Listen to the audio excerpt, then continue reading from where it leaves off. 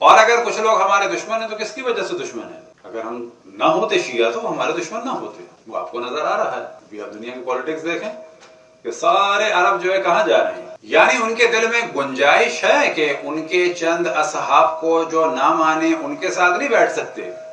ہاں، جو رسول کو نہ مانے، جو قرآن کے دشمن ہوں، جو مکے کے دشمن ہوں، جو مدینے کے دشمن ہوں، جن کی قرآن میں کھل کے مذمت ہے، ان کے ساتھ پورے عرب جا رہے ہیں. اور جو روش رہی اکثر علماء اہل سنت کی، یہ کوئی توہین کی بات نہیں ہے، وہ ہمیشہ بادشاہوں کے ساتھ رہے، ہمیشہ بادشاہوں کے ساتھ رہے. ہر فاسق و فاجر اور زانی و شرابی بادشاہ کو انہوں نے کہا اس کی اطاعت واجب ہے، سب کی. یہ ایک وہاں کا اسکول آف تھاٹ رہا. اور یہ نہ سمجھیں کہ یہ جاہل مولوی ایسا کام کرتے ہیں.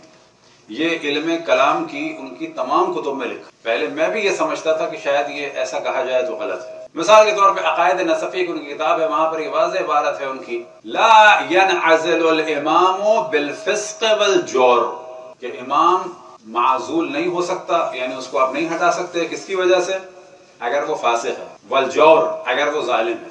اردو کے تمام حاشیوں میں، عربی کے تمام حاشیوں میں بریکٹ میں لکھتے ہیں فسق اے خروج من طاعت اللہ.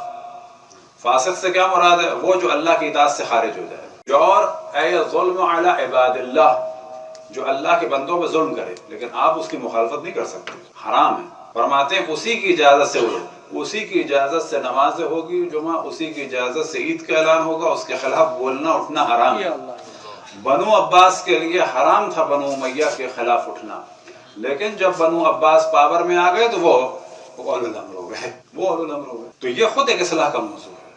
ہمارے عام طور پر جب تاریخی ڈسکشن کیا جائے تو بعض دفعہ لوگ گھبرا جاتے ہیں کیا کوئی پرابلم ہو جائے گا. تو ہاں، کسی کے لیے گالی گلوچ، برے الفاظ استعمال کرنا غلط ہے. جیسے کہ پاکستان میں پریشر ڈیولپ کیا جا رہا تھا، اگر آپ کے ذہن میں ہو کہ جی سب کا احترام ہوگا، یہ ہوگا، یہ ہوگا، یہ ہوگا، یہ پریشر ڈیولپ کرنے والی چیز. یعنی اگر پوچھا جائے کہ یہی قانون اگر انڈیا میں آپ کے لیے بنے کہ گائے کے ساتھ آپ کو گاؤ ماتا لگانا پڑے گا اور اس کا پیشاب پینا پڑے گا، اور رام کے ساتھ بھگوان لگانا ہوگا، اور ایک چیز آپ جا کے سرچ کر سکتے ہیں، اس کو کہتے ہیں شیولن، کوئی انڈیا والا آپ کو بہتر سمجھا دے گا، اس پہ جا کے آپ کو دودھ بھی ڈالنا ہوگا.